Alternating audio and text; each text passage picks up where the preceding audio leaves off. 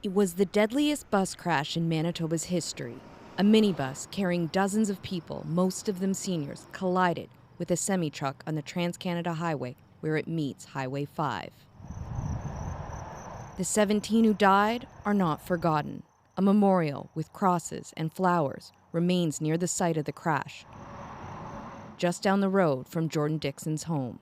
My husband was out in the field that day, had seen shortly after and had called and just saw the fire, saw traffic backed up.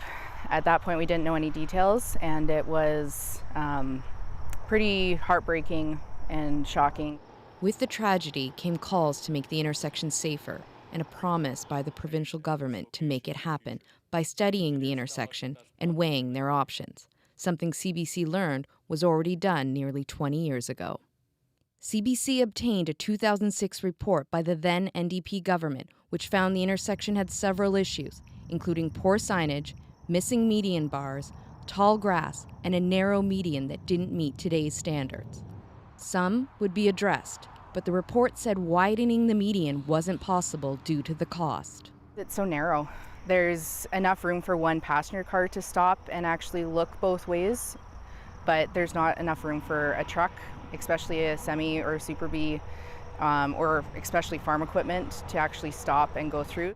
20 years later, widening the median is now one of the 3 options being considered to improve safety at the intersection.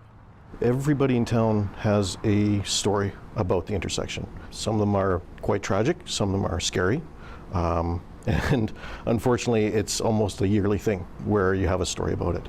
And it's always been a concern. The other options are a roundabout and a restricted crossing U-turn, known as an R-cut, the first one on the Trans-Canada, and the option many in the area oppose.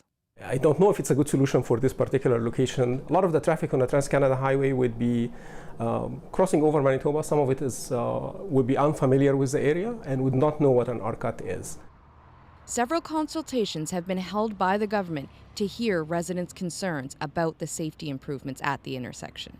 There have been some concerns raised about some of the design options, and so I've really wanted to take the time to hear those concerns. Transportation Minister Lisa Naylor said the engineers have given her their final recommendation for what safety improvements they want to see happen at the intersection. She said that information will be given to the community at a later date. Kristen Annabelle, CBC News, near Carberry.